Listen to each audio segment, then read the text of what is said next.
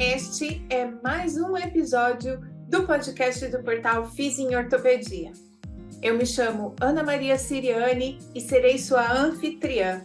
Vou te conduzir pelos episódios da série especial Aprender e Ensinar, um podcast onde quem ensina aprende e quem aprende, aprende a fazer isso melhor. Seja muito bem-vindo, muito bem-vinda!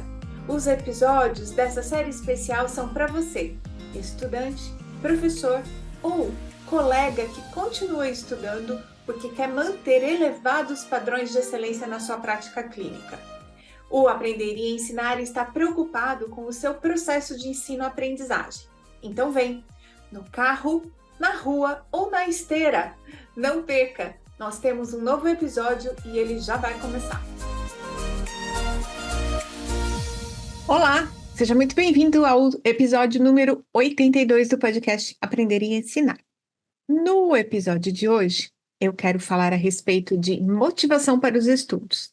Mas antes, como é de costume neste episódio, você já sabe, a gente começa agradecendo os nossos ouvintes, as nossas ouvintes que compartilharam as suas impressões, o seu momento de estar escutando o podcast Aprender e Ensinar. E no mês passado, quem fez isso foi a Aline Gonçalves e a Franciele. Elas falaram do episódio número 81, comentaram nos seus stories o que estavam achando a respeito do assunto. E a Franciele, inclusive, escreveu lá que ela é docente nova, então ela está aproveitando o conteúdo do podcast Aprender e Ensinar para melhorar, para qualificar a sua prática de docência. Então eu queria agradecer muito. Sei que teve outros compartilhamentos. Se você não foi sentado dessa vez, não perca as esperanças. Compartilhe. Conforme eu vejo, eu tomo nota e trago para o próximo episódio, tá bom? O seu nome e o nosso agradecimento a esses ouvintes queridos que se lembram de compartilhar esse momento e trazer mais gente para o episódio. No episódio de hoje, como eu disse, quero falar de motivação. E foi tão curioso porque eu estou lendo um livro que se chama Como Aprender Qualquer Coisa. Ferramentas cientificamente testadas para você aprimorar qualquer aptidão. E quem está neste momento lá no YouTube ou no vídeo do Spotify pode ver a capa do livro ao contrário. Não sei como é que vai sair na gravação, mas dá para ver. E quem estiver vendo, eu estou vendo ao contrário aqui, tá?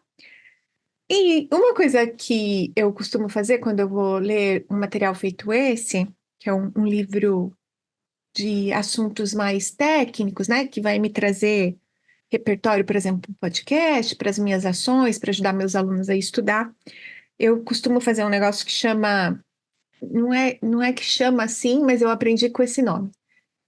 O pré-trabalho, a pré-leitura do livro, e eu aprendi isso com um colega aí de Instagram, que eu estou tentando trazer também para o podcast. Torçam para dar certo dele aceitar. Ele, a princípio, falou que aceita, vamos ver se vai dar certo mesmo. Mas eu aprendi com ele que quando a gente pega um livro para ler, é interessante a gente fazer um pré-trabalho, uma pré-análise do texto que vai ler. Eu não sei se você faz isso, se você tem mais interesse a respeito de como é esse pré-trabalho, depois eu posso contar num episódio separadinho. E no ato do pré-trabalho de leitura, eu estava olhando, né, o índice deste livro e vendo a extensão dele. Ele não é um livro grandão, mas uma coisa me chamou a atenção. Um dos capítulos menores desse livro chama-se Como Motivar-se. E eu falei, caramba, né? Porque tem livros inteiros falando a respeito de motivação e, e tudo que envolve a motivação, como força de vontade. Tem livro inteiro falando de força de vontade e motivação.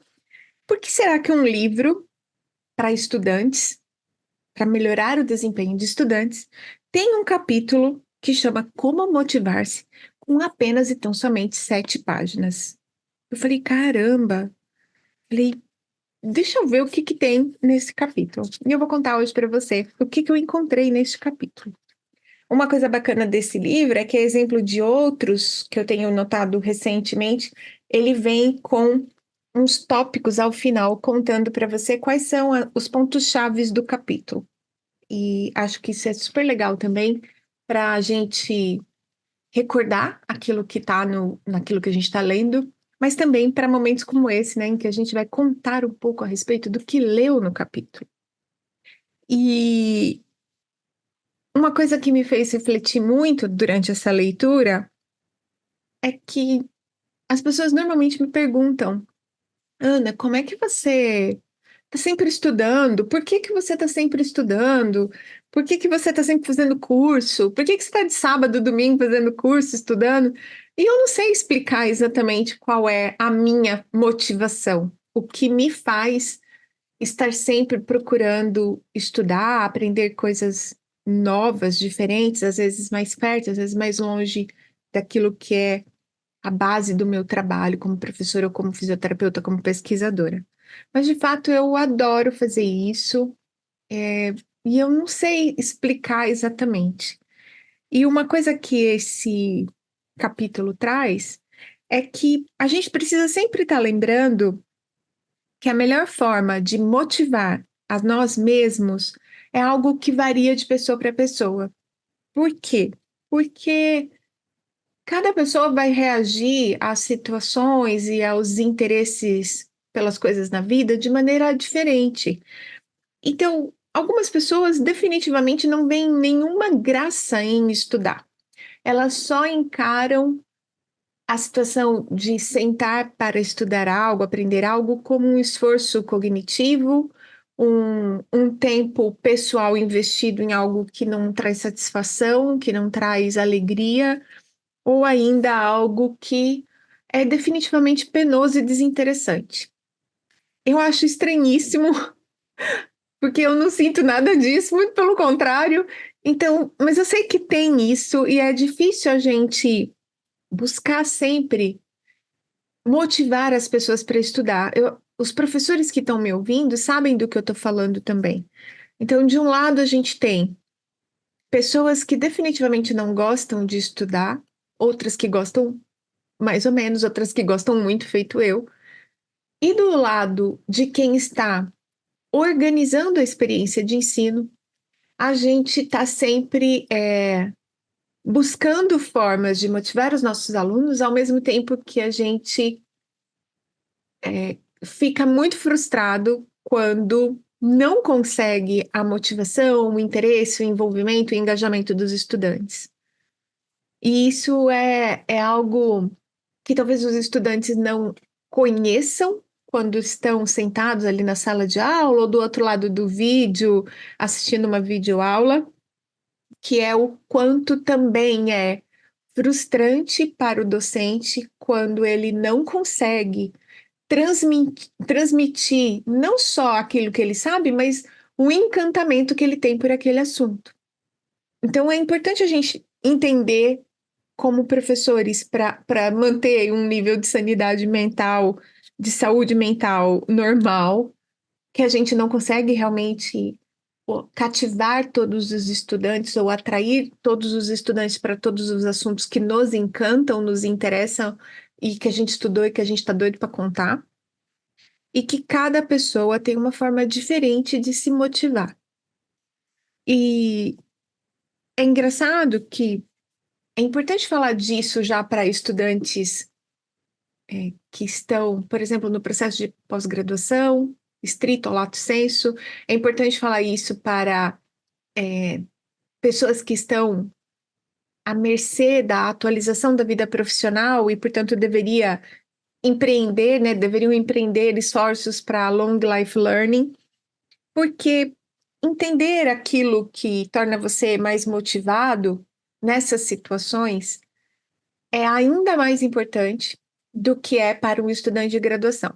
Porque o estudante de graduação, ele pode não ter motivações intrínsecas em algumas matérias, né? Pode não encontrar razões pessoais e internas para se envolver com uma disciplina, mas ele em algum momento será cobrado numa avaliação de progresso, ou seja, uma prova que tem uma nota para passar ou não passar.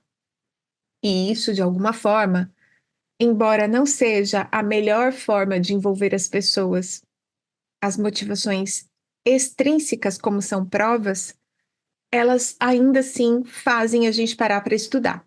Mas quando você está numa pós-graduação e quando você está no lifelong learning, né, está aprendendo por sua conta e risco para continuar se atualizando, essas motivações extrínsecas, esses marcos de progresso, eles nem sempre estão presentes de maneira sistemática.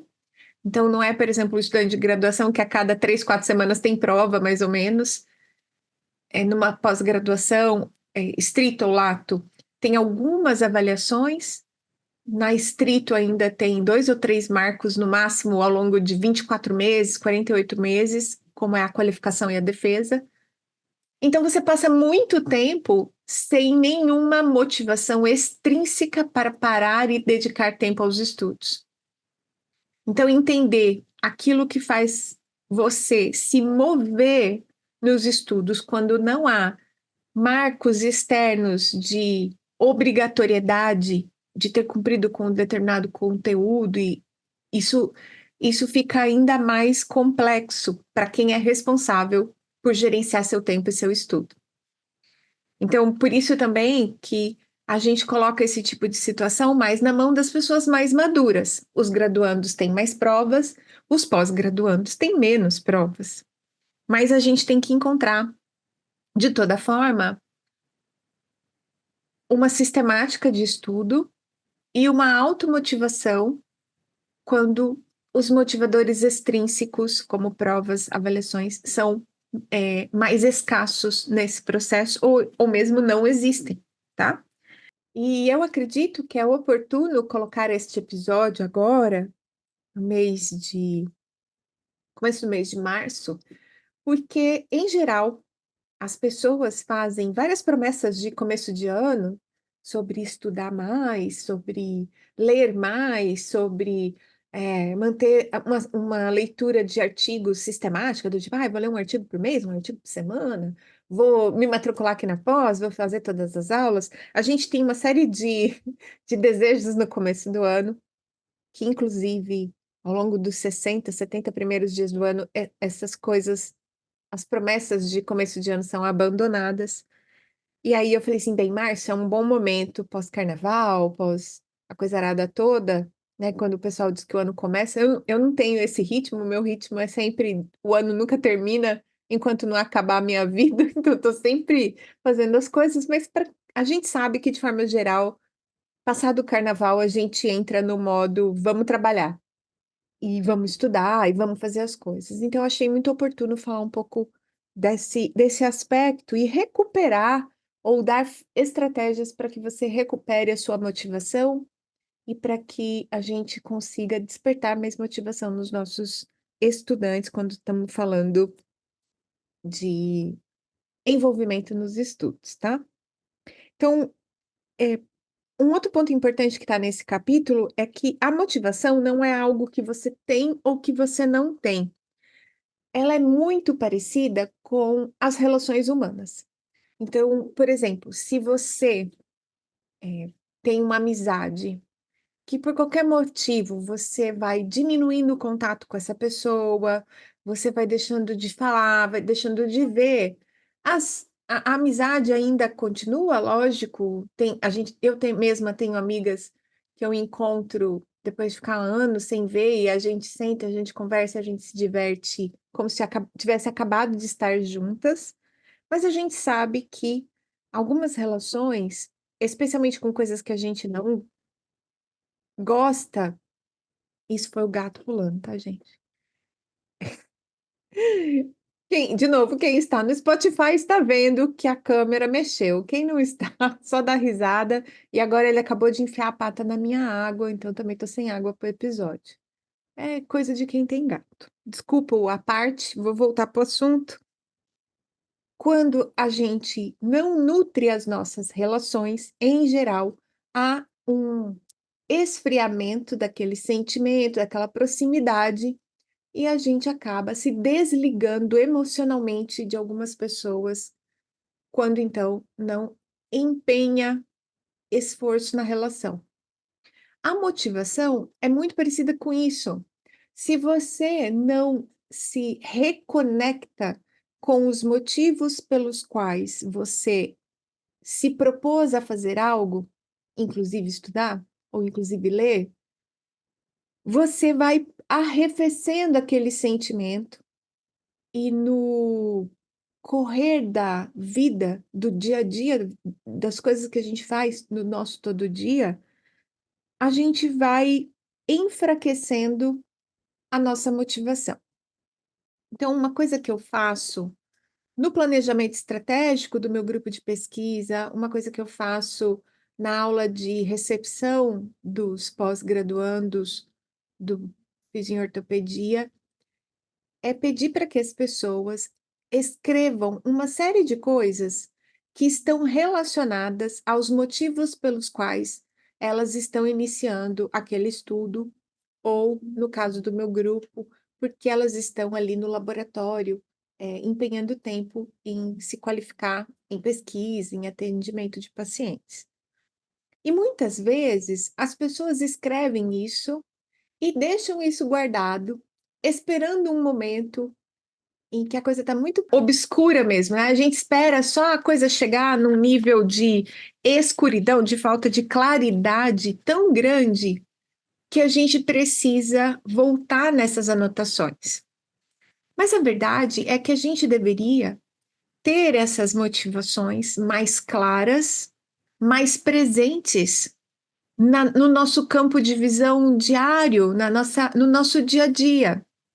Eu mesma tenho o hábito de escrever para mim uma carta no final do ano, e eu notei que quando eu não resgato ao longo do ano essa carta para dar uma olhada nela, quando chega no final do ano e eu releio, eu percebo quantas coisas ficaram para trás, quantas coisas eu deixei de empenhar porque eu não me reconectei com essa motivação, com os motivos, então, pelos quais eu queria fazer determinadas coisas. Então, a mensagem aqui é: primeira, se você é um estudante que está na graduação ou está na pós-graduação e você tem dificuldades para se sentir motivado nos estudos, talvez fosse interessante sentar com um papel e pôr no papel razões práticas, objetivas, pelas quais você está estudando.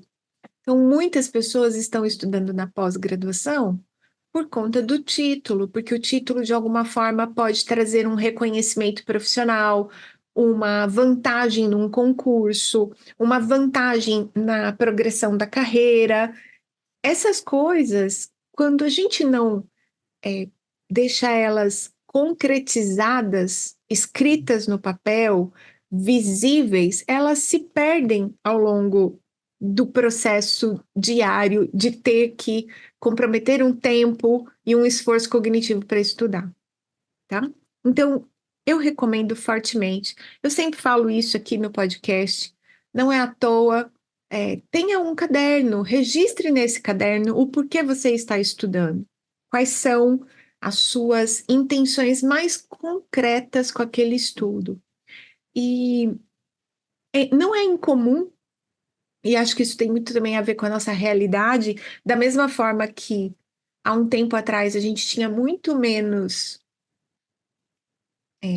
distrações, muito menos coisas concorrendo pelos nossos desejos, pela nossa atenção, e a gente se perdia menos, né, nessa coisa do que é que a gente quer, por que que a gente está fazendo as coisas. Hoje em dia a gente se perde muito mais, porque a nossa atenção está muito dividida com muitas coisas do dia a dia.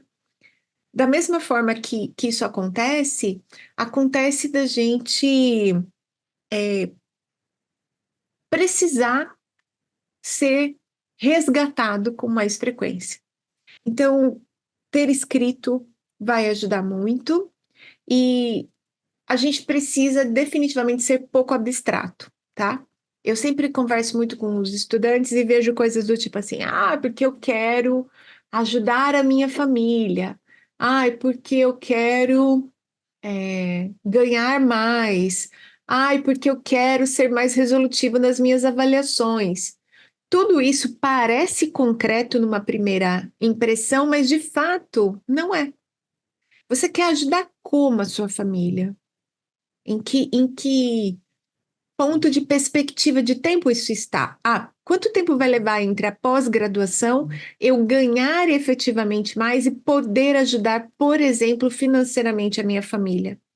Porque quando você fala ajudar a sua família, eu vou falar por mim.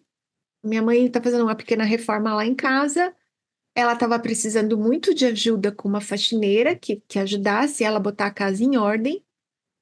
E se eu simplesmente conseguisse achar alguém, não estou falando nem de pagar, achar alguém que pudesse ir e ajudá-la, eu estaria ajudando a minha família, eu estaria ajudando a minha mãe.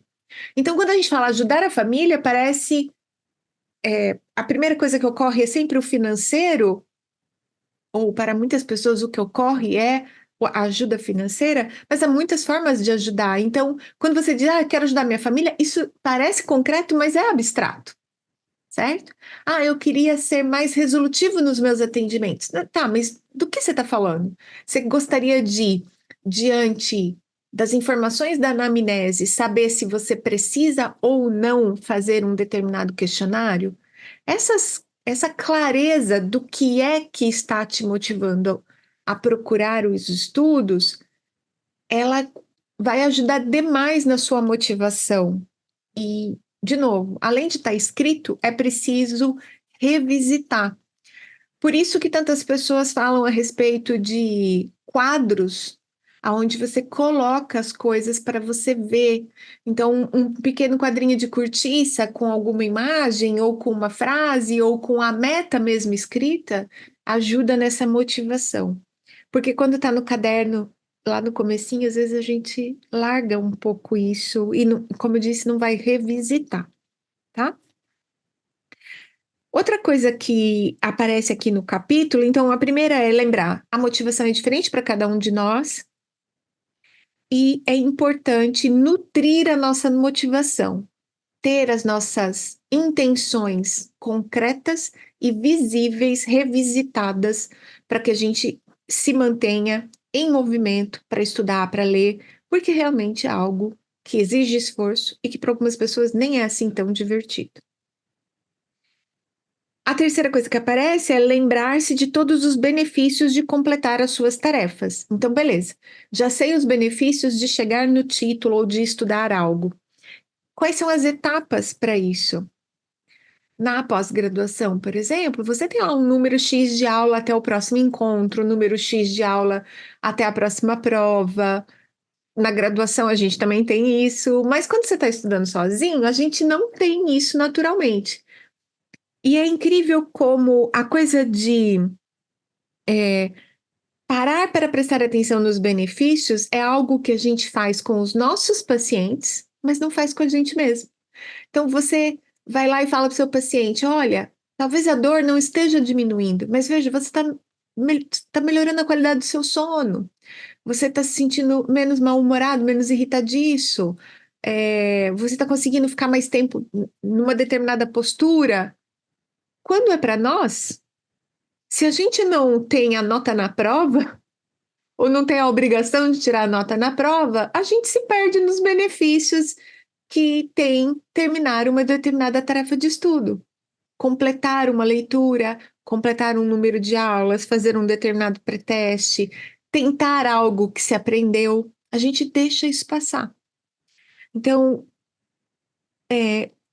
além de entender a motivação, os nossos intuitos, as nossas intenções, ter claro quais são os benefícios de completar uma quantidade X de estudo é muito importante de estar esclarecido e favorece a motivação, principalmente para quando a gente não está gostando definitivamente de estudar e de ver aqui.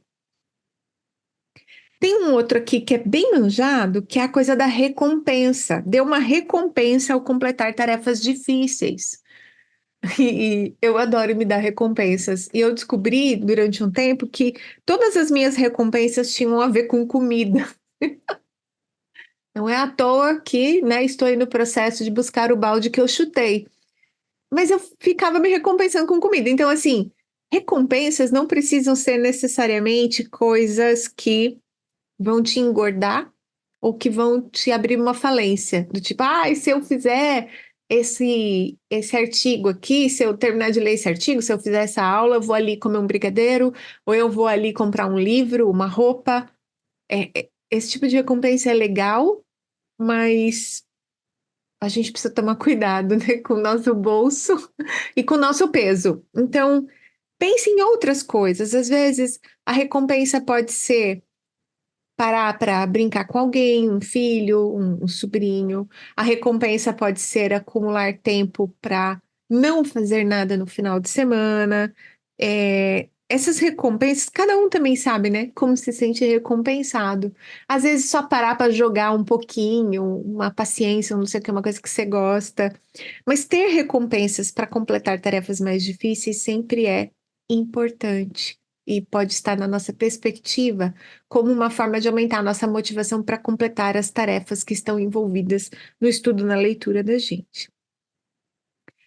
A outra coisa que está aqui nesse capítulo do livro que eu achei incrível, porque remete diretamente ao episódio 81, o episódio passado, é de certificar-se que você está dentro de um nível de dificuldade de execução da tarefa, que seja estudar ou qualquer outra coisa, que está compatível com as suas capacidades. Lembrando aqui que é importante que algo seja compatível com a sua capacidade, mas não inferior à sua capacidade. Quando a gente está fazendo tarefas muito monótonas, muito fáceis, quando a gente está levando a coisa muito no automático, em geral, a gente cai em desmotivação. Então, uma das coisas que eu já percebi em mim é que muito daquilo que eu busco nos estudos é expandir o limite da minha capacidade. Por exemplo, eu decidi me oferecer para ajudar o curso de terapia ocupacional, que estava dando aula para a graduação deles na disciplina de cinésio com substitutos. Esses substitutos foram extintos por alguma razão agora na universidade, ao menos por um tempo. Então, eles estavam numa situação difícil, se perguntando quem ia assumir essa carga horária, quem ia fazer. Eu disse: não, eu já dou aula de cinésio, eu olhei as ementas, elas são parecidas, vamos tentar alguma coisa juntos. Só que fazer isso é um desafio. É um desafio. É um desafio por uma série de razões. É um desafio porque eu vi a história dos cursos nascendo juntos e várias disciplinas sendo separadas. Então, eu sei que existe algo na identidade desses grupos de alunos que tende muito mais à separação do que à união. Então, eu preciso criar na minha disciplina pontos de conexão entre essas duas profissões dentro desse corpo de conhecimento. É um desafio porque é um número maior de alunos, é um desafio porque se der errado, as pessoas vão falar: quem mandou você se meter nisso? Em geral, é um desafio. Mas eu sei que depois de dar aula na graduação da fisioterapia desde 2009 para cinesiologia e biomecânica, eu sempre estou procurando formas de me desafiar como docente, mas depois de tanto tempo, a coisa vai ficando muito igual, muito, né? Aí eu falei assim, não, eu quero um desafio. Então, todo ano eu testo uma aula diferente, todo ano eu trago uma metodologia nova, toda hora eu mudo algum roteiro, eu incluo alguma coisa na disciplina, porque se eu mantiver a prática do meu trabalho, que a parte principal é ser professora, se eu sempre fizer tudo muito igual, uma vez que eu estou nessa disciplina desde sempre, a chance de eu começar a sentir que eu tenho mais capacidade do que estou usando e me sentir desmotivada, aquela professora que fala assim: os alunos, essa geração, esses alunos, né? A chance disso acontecer é muito grande. E talvez aconteça com alguns de vocês de não ter reparado que vocês estão trabalhando ou estudando num nível muito confortável. Confortável a ponto de não desafiar em nada a sua capacidade intelectual de execução, de envolvimento com o seu próprio trabalho, com seus próprios estudos. E é doido isso, porque existe uma quantidade de desafio que é estimulante e que vai te manter motivado, mas se ele for exagerado, ele também vai te quebrar as pernas, vai te deixar se sentindo baixo autoeficaz. E a gente conversou um pouco disso no episódio 81. Se você não ouviu, corre lá para ouvir, tá? Mas eu achei incrível porque acho que explica boa parte do meu esforço em continuar estudando. Eu continuo estudando porque eu sei que forçar as minhas capacidades me traz muita alegria, me traz muita satisfação, me traz muita vontade de estar onde estou, fazendo o que faço e me traz muita motivação. Então, recomendo, pense um pouco aí, aquilo que você pode se desafiar, que você acha que dá conta e que vai alargar os limites da sua capacidade, tá? Uma estratégia que eu já tinha escutado falar também em produtividade, em formas de evitar a procrastinação e que aparece nesse capítulo como formas de aumentar a sua motivação, é criar contrastes para a situação que você está vivendo. Então, por exemplo, em procrastinação, o exemplo era o seguinte: imagina que você tem que entregar a correção de algo para os seus alunos. Qual é o pior cenário possível? Você nunca entregar esta avaliação, dar ela por perdida, chegar na sala de aula e falar para os estudantes: olha, não vou conseguir entregar isso, não vou conseguir de jeito nenhum. Lembra, é o contraste mesmo, assim, o mais forte possível. Não vou conseguir isso aqui de jeito nenhum, não vou dar conta de entregar a correção para vocês. O que que vai acontecer? E ao contrário. Você entregar uma avaliação que está corrigida, que você conferiu as notas, então os estudantes, mesmo que confiram, não vão achar erro na soma das notas, eles encontrarem ali elogios pelos esforços realizados na tentativa de chegar na conclusão do estudo, da resposta mais correta. Então, apesar de estar errado, você dedicar um tempo para escrever ali para a pessoa: olha, eu notei que você chegou na metade do raciocínio, eu notei que você começou o raciocínio certo, se esforça mais aqui, parabéns pela tentativa. Você fazer o cenário perfeito, né? Você entregou as notas, elas estão boas, está cheio de feedback na prova dos alunos, você conseguiu fazer uma revisão de prova. O que que acontece nesse contexto? Os alunos se sentem felizes, eles reconhecem seu empenho, você é elogiado na sua avaliação docente pelo seu esforço, né, em prover feedback, em dar avaliações justas. Então, criar contrastes ajuda muito a gente a não procrastinar e a entender a importância das tarefas. E aí, de novo, é aquela coisa do concreto nas intenções. Vamos dizer que você é um estudante e que você diz que quer melhorar a efetividade da sua avaliação. E aí você senta para estudar e está desmotivado, não está afim, não sei o que, lá. Você pega lá um determinado texto e você não vê razão para perder tempo com aquilo, ou então você começa, dá sono, dá preguiça, aquelas coisas todas que acontecem quando a gente é estudante. Pensa que se tiver escrito de maneira mais clara aquilo que você quer melhorar, você vai olhar o material que está diante de você e vai se perguntar: no que isso completa a minha intenção? Ah, completa, não completa. Faz sentido, não faz sentido. Beleza, faz sentido. Vamos dizer que faz sentido. O que acontece se eu não estudo isso de jeito nenhum? Ah, continuo com essa pendência, continuo com essa coisa. Daqui a pouco aparece um paciente e eu não sei como usar as informações da anamnese para decidir se eu vou fazer, por exemplo, o questionário de cinesiofobia. Aí você para e pensa: tá, o que que vai ser se eu estudar isso aqui? Eu vou ter clareza. A hora que aparecer um paciente XYZ e ele me falar isso e aquilo, eu já vou saber, então eu não vou perder esse paciente, porque, por exemplo, eu estou oferecendo um exercício para ele que ele, por medo, não faz.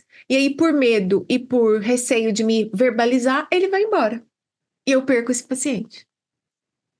Então, veja, criar contrastes, ele serve para nos motivar a estudar, a cumprir com as intenções, mas as intenções precisam estar claras, porque se elas não estiverem claras, criar os contrastes também vai ser mais complexo, tá? Aí, ainda aqui do livro, né, tá escrito a coisa das metas, então estabeleça objetivos e certifique-se de que eles seguem a linha TERMA. Eu achei super curioso, porque eu sempre escuto falar SMART, metas SMART, né? E aqui ele faz uma tradução com um ajuste necessário para o quesito aprendizado e educação. O TERMA significa T de temporal, E de específico, R de realista, M de mensurável, e até aqui parece muito com o SMART, mas o A é o ambicioso. E o que é esse ambicioso que aparece extra aqui daquele acrônimo do SMART? É justamente aquilo que testa o seu limite de capacidade, de conhecimento. Então, estar no nível ambicioso é, de novo, aquele ajuste para se desafiar no conhecimento de algo que você ainda não é proficiente, que você ainda não é expert, aquilo que você está aprendendo, mas que aquela forçadinha no cognitivo, certo? E aí, os outros, eles são muito conhecidos de nós, né? Então, ter um tempo específico para cumprir. Vou ler um artigo por semana, vou terminar uma aula por semana, ser específico, como eu venho mencionando desde o início do episódio, ser realista, fazer parte da sua realidade. Uma mãe com filhos pequenos, ela tem uma menor previsibilidade. Então, se ela seta ali um objetivo muito superior à realidade dela, ela vai ter dificuldade de cumprir isso, vai abalar a autoeficácia. Então, ser realista é muito importante para nós nas nossas metas de estudo. Ser mensurável, criar mecanismos de entender o seu progresso.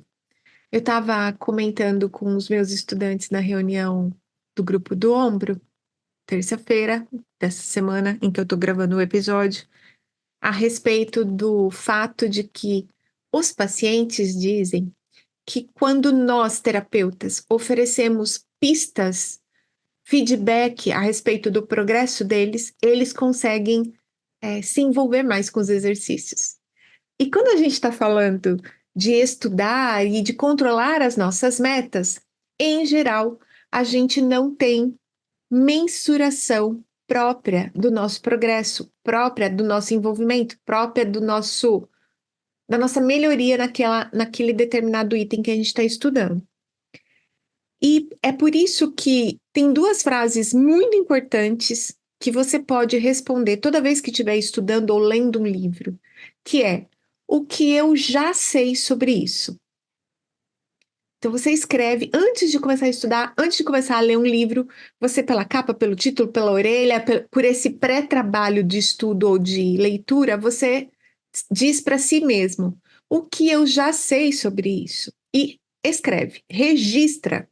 Quando você terminar um bloquinho de estudo, um bloquinho de leitura, você escreve lá o que eu aprendi agora. Essas duas respostas, elas são muito poderosas do ponto de vista de metacognição, mas também de registro da sua melhoria, do seu progresso, do seu avanço dentro daquilo que você está estudando. Ana, ninguém faz isso comigo, meu professor nunca fez isso comigo. Azar do professor, azar do resto do mundo. Faça você.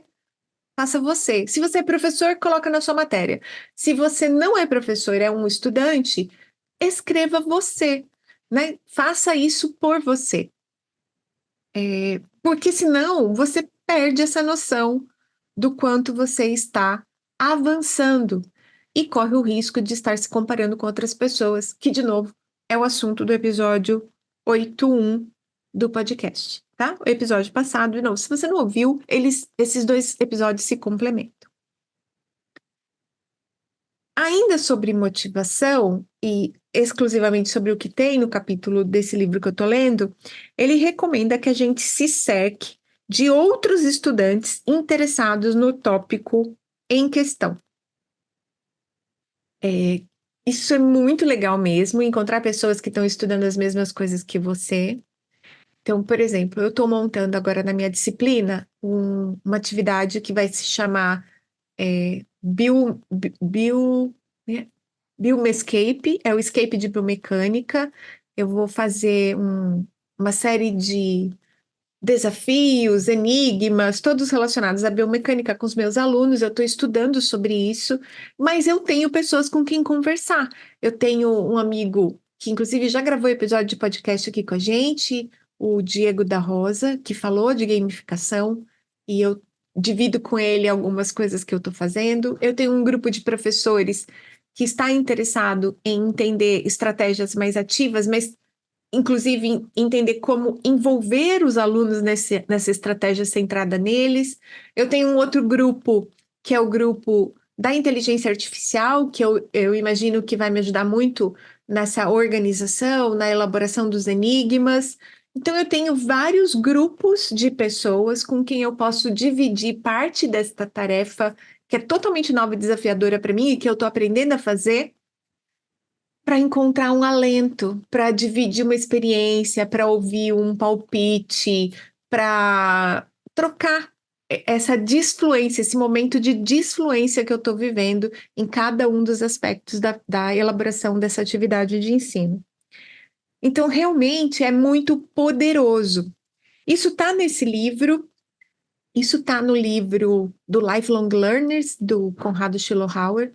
Ele também fala para a gente, quando estiver estudando algo, quando a gente estiver nesse movimento de aprendizado, que a gente seja, sim, capaz de reconhecer conteúdos importantes, conteúdos que vão resolver o nosso problema, que vão nos aproximar de resolver as nossas intenções, mas que a gente entenda que pessoas ou redes de colaboração elas são importantíssimas durante esse processo de aprendizado, principalmente para quem não tem as motivações extrínsecas como provas, né, para fazer.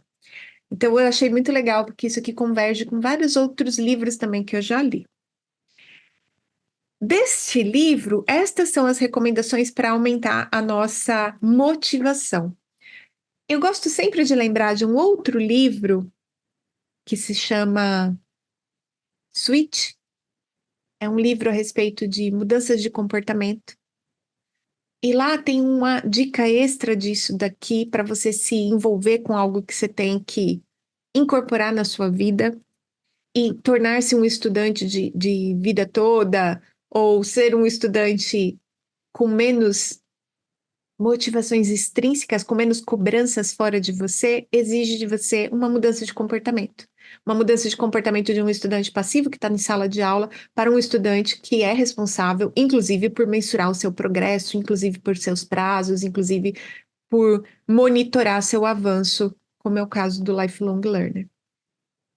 E essa dica extra é a coisa da identidade. Criar uma identidade pessoal de alguém que é curioso, aprendiz, estudante, certo?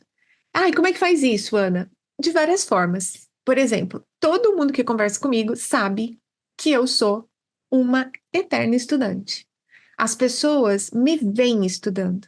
As pessoas me veem abrindo mão de horas de final de semana para estar num curso. As pessoas me veem comprar livros. As pessoas me veem comentar os livros que eu estou lendo. As pessoas me veem dizer que eu tenho preferências sobre tipos específicos de caderno, ou que eu estou apaixonada por uma caneta nova. Tem várias coisas na minha vida e na minha identidade que revelam a minha inclinação para os estudos. Então, quando você fala para você mesmo que você é um péssimo estudante, quando você vai para a sala de aula sem caderno, quando você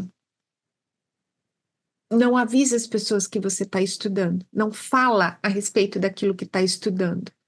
Você não desenvolve em você uma identidade próxima de uma pessoa que é curiosa, que deseja saber mais, né?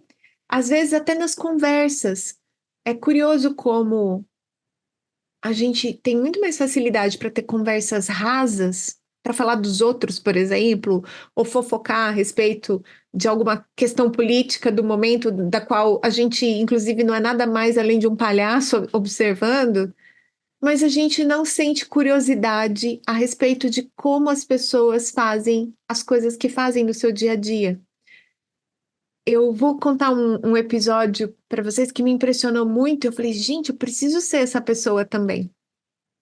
Eu conheci um professor que estava em visita aqui na Faculdade de Medicina, professor John, eu não sei se eu vou falar o sobrenome dele certinho, é Norquist. Ele é responsável pelo desenvolvimento docente de uma universidade que se chama Instituto Carolina. O nome é em sueco, eu não sei falar certinho em sueco, então não vou arriscar, tá? Mas eu fui conhecê-lo e ele estava falando a respeito de desenvolvimento docente, de residências, de ensino multiprofissional. E aí eu comentei com ele algo das coisas que eu estou fazendo e estudando. E ele me fez uma pergunta de alguém que queria entender as minhas motivações, o meu processo de trabalho, o meu processo de preparação das atividades. E eu falei, nossa, que curioso. Primeiro, porque a pergunta dele mostrou para mim que ele estava de verdade interessado no que eu estava fazendo. E hoje em dia é muito mais comum as pessoas se mostrarem interessadas em falar sobre si próprias. Então, eu já fiquei surpreendida pela pergunta, que era uma pergunta que demonstrava interesse genuíno em mim e naquilo que eu estava fazendo. Segundo, que ele queria entender o meu processo, como eu fazia. Então, essas coisas são coisas bobas, pequenas, mas mostram a natureza curiosa, investigadora, investigativa da outra pessoa. Então, repara se você é essa pessoa que está curioso sobre o outro, está interessado sobre o outro, não só sobre os estudos, mas como parte de criar essa identidade de alguém que é desejoso de aprender. Tente ver se você pode trazer esses elementos, inclusive, para dentro da sua personalidade, na sua forma de interagir com as pessoas. E eu não sei se você reparou, mas esse episódio está cheio de pequenas instruções para professores e estudantes para se manterem motivados e para despertar motivação nas pessoas. E para encerrá-lo, eu vou deixar uma frase que eu usei ontem numa aula com os meus estudantes, uma frase que, para quem já me conhece, sabe, né, que eu sou doida com esse homem, uma frase de Leonardo da Vinci, que diz o seguinte: apenas o prazer mais nobre, a alegria de entender. Que a gente use esta frase, essa motivação, esta curiosidade de entender o mundo ao nosso redor para nos mantermos estudando e para motivar os nossos estudantes a continuarem estudando. Este foi o episódio número 82 do podcast Aprender e Ensinar.